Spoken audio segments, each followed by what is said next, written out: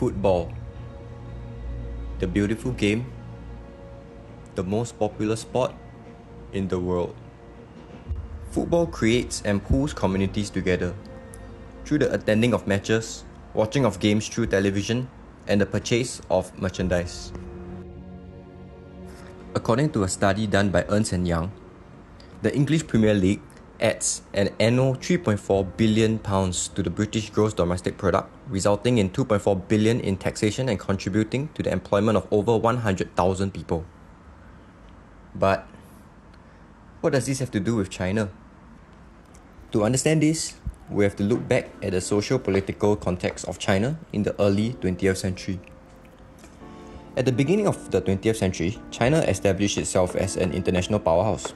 However, the government wanted to change the view of China's economic model as a low-end manufacturing production giant to a low-end service and consumption model, which would allow China to continue its economic dominance worldwide.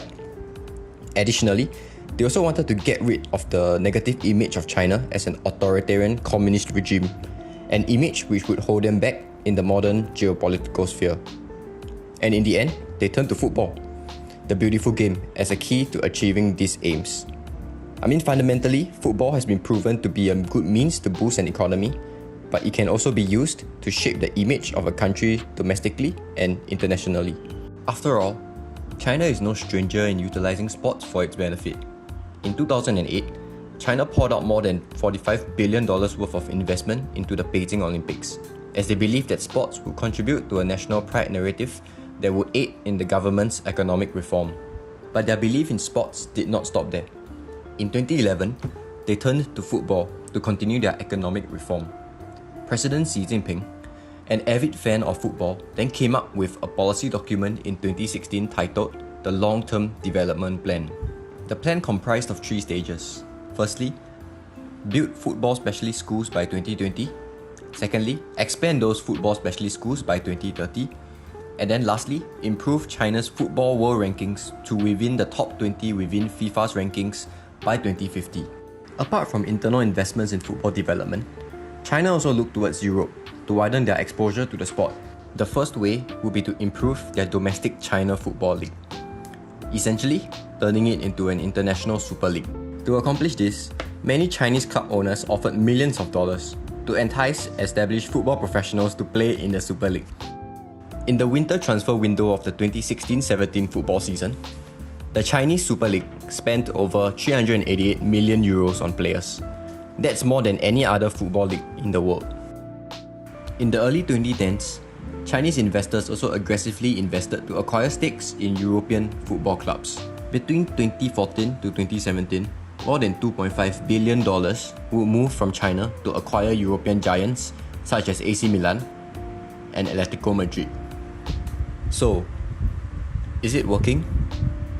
Well, in my opinion, the short answer is no. Although China was spending a lot of money on foreign players, they realized that this was actually rapidly draining the China economy.